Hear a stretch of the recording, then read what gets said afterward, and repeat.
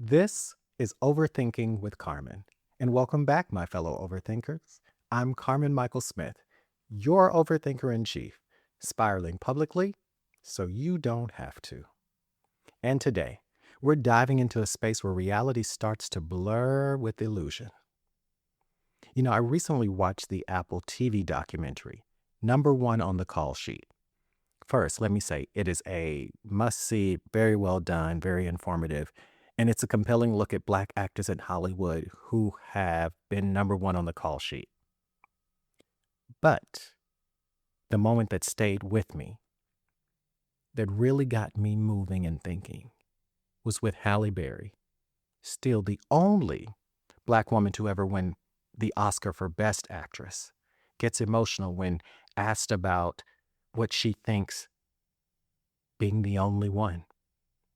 And with tears streaming down her face, she says, "The system is not designed for us. And so we have to stop coveting that which is not for us.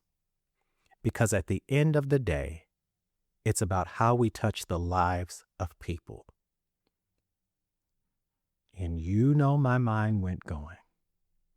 It made me think about something I just saw online. It was a poll asking whether you thought Black excellence was a myth or not. And here's where I stand. Black excellence isn't a myth. But the way we measure it now, I think it dishonors the legacy. See, historically, our excellence was never measured by the white gaze, as Toni Morrison so beautifully put it. It wasn't about crossing thresholds that weren't built for us. It wasn't about luxury or access or even assimilation. Our excellence was in our being, our ability to impact the lives of people. Making $1 out of 15 cents stretch so that everyone could eat. Black excellence. That handcrafted chair your grandfather built with callous hands that's been in that house and now your house has lasted more than 50, 60 years. Black excellence. That little shotgun house that your big mama had that she turned into a sanctuary, that Black excellence. See, Bell Hooks even wrote about the home place, a place where Black women had created spaces of care and resistance. That was our wealth. That was our excellence. So no, Black excellence isn't a myth to me. But the way it gets talked about now, through money and status and proximity to power, those few who make it to that rare space, I think that erases the millions living that legacy every day in schools, in churches, in neighborhoods, in kitchens, not with brand deals, but with wisdom, resilience, and unapologetic presence. Black excellence, the way it gets defined today, feels like a salve, or maybe penicillin, for a trauma-bonded people. Like a pseudo-remedy for the plague of systems that were never built for us. Sure, they made it into the pool and got healed when the angel came down and troubled the water. But that kind of healing, that first come, first serve, only a few get in, that's a very stingy way to look at it. I believe that Black excellence is in our ability to positively impact lives despite those systems. But we've become disillusioned. Like the holodeck. Yeah, I'm dating myself, but if you ever watched Star Trek growing up, I was a bit of a nerd and I like things like this. The holodeck was like a simulation room where you could basically make it anything you imagine. If you needed to create a battlefield simulation so you could practice or train, it would become a battlefield. If you needed for it to be a beach, it became a beach. A dinner party. But it wasn't real, because as soon as that door opened and you stepped out, the illusion disappeared. That's how I see social media now, like a modern holodeck. At first, It was just for play. But now, people have started to confuse the illusion with reality.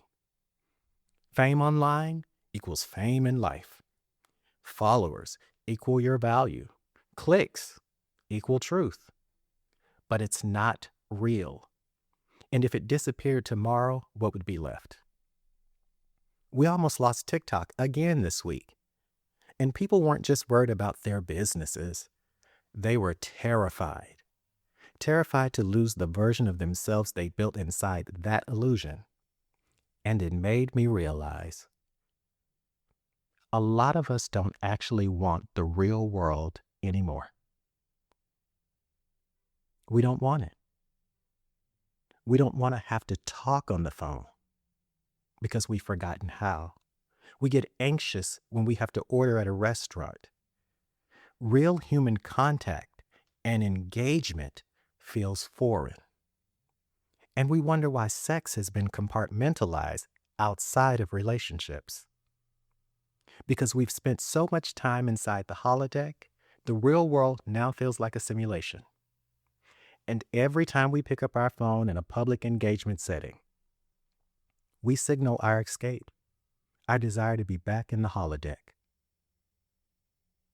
Which then makes me think about Paradise. Paradise on Hulu, that is. I don't know if y'all are watching the show, but Sterling K. Brown, thank God for Sterling K. Brown. I don't want to covet anybody's anything, but bravo, Sterling K. Because you are giving everything in this show. And it's a hit. If you haven't seen it, I'm sorry, here's the spoiler. In Paradise, people are living in a literal simulation. An underground bunker where they've forgotten the truth. They entered the illusion on purpose, but they stayed so long they forgot it wasn't real. And that is what I fear about us. That we've forgotten we're in a simulation online. That we replace community with clout. Wisdom with visibility. And legacy, well, with algorithms. In my book, The 4 Laws of Disruption, I write, a carefully crafted lie told consistently over time becomes accepted as truth. That's where we are, living in a carefully curated lie, believing it's truth. And we wonder why nothing feels real anymore. So maybe it's time to step out of the holodeck. Maybe it's time to remember that Black excellence was never about being seen by them, but it was about being rooted in us. I'm Carmen Michael Smith, your overthinker in chief. Thanks for spiraling with me. And until next time, stay grounded in your truth.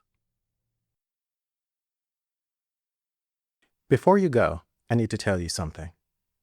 Everybody wants to change the world, but here's the truth that no one says out loud. You can't change the world until you change yourself. The 4 Laws of Disruption is a guide for that personal revolution. It's not about chasing success or fitting in. It's about unlearning the scripts you were handed, breaking generational curses, and rewiring your life to reveal a path to peace and abundance. This book is for those who are tired of pretending, who know that there is something better out there and are willing to trade their old life for something new. So if you're ready to become new, not better, but new, your journey starts here with disruption.